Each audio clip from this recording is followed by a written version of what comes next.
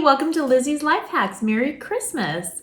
So today I'm doing a special one just for Christmas because I've been getting a lot of requests for instructions on how I make my biscotti, or biscotti as my dad would say, but I say it like a gringa.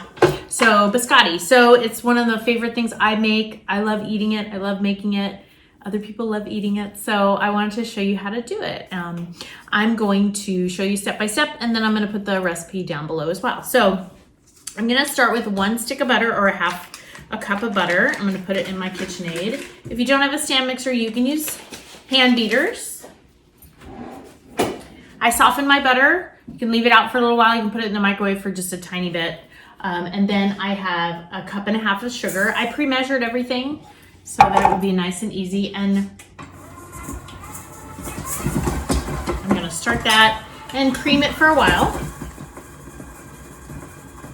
With almost every cookie recipe, you cream your butter and sugar together at the beginning of the recipe.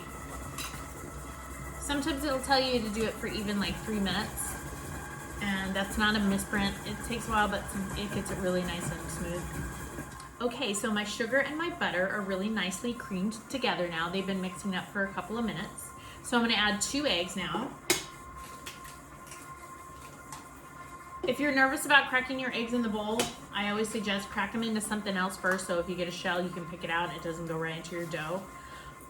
But in the interest of time, I'm doing it right into the bowl. So this is 1/2 teaspoon of almond extract, my favorite. I might even put a little more than 1/2 teaspoon because I love the way it smells. Gonna mix that really, really good together too. Okay, so now all my wet ingredients are all mixed together, and then I have my dry. So I have 2.5 cups of flour, I've got baking powder, and I have salt. So what I typically do is I turn that means my oven is ready at 350. I turn my beaters on very low so the flour doesn't go all over me. And I just add a little, and usually what I like to do is put my other dry ingredients in with the flour so it all gets mixed in together. So I've got my baking powder and my salt in my flour, and I'm gonna slowly, once it's in there, you can speed it up for a minute to get it kind of incorporated. Then slow it back down again, and just do usually like 1/4 at a time.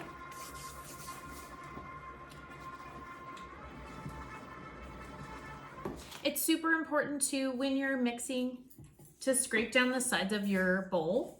Make sure there's nothing stuck on the bottom. I usually do that at each step just to make sure that I didn't miss anything on the bottom. Once the flour's totally incorporated, you'll see it becomes like a hard dough. And you'll see my mixer will start working really super hard because it's really gonna come together. This thing has a lot of power, so I can turn it on and just let it go like that. Although I won't, but this thing start flying out like that. Okay, so I've got all my dry ingredients mixed in with my wet, and now I've got 1.5 cups of white chocolate chips and dried cranberries. Usually I just do 3/4 cup of each. That's my recipe, that's what I like. If you want to start with 1/2 cup of each and then kind of see how it looks, totally up to you. If you want to use different dried fruit, totally up to you too. So I, again, start it up, and I just start to kind of pour them in.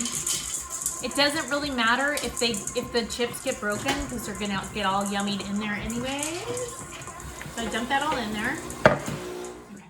Okay, so I just dumped my cranberries and my white chocolate chips into my dough and just give them a good mix.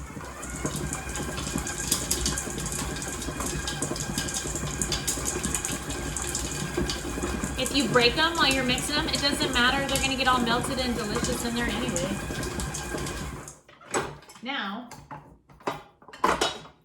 Now you have this beautiful dough, and you don't have to chill it either. Okay, so what I'm gonna do is I'm gonna get it all out here on my countertop. All my good stuff. I always think if a lot of these things fall out, like a lot of chips and things fall off, that might mean I put too much. Who knows? But if you like all the goodies, I'm down with it. So what I do is I get it all mushed together and then I split it in half. Try to get almost exactly the same amount of dough in each pile. And then I make these logs. And that's how you're gonna bake it. So it's hard to explain. It's always, I do it from just looking at it and from having done it for so many years.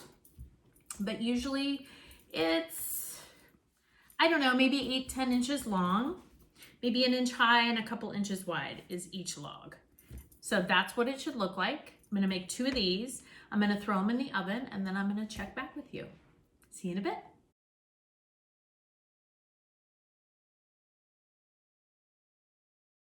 Okay, I'm back. So yes, I'm back. It's actually been several hours and I went to get my hair done. So this is why I'm wearing different clothes and my hair's different. So hi.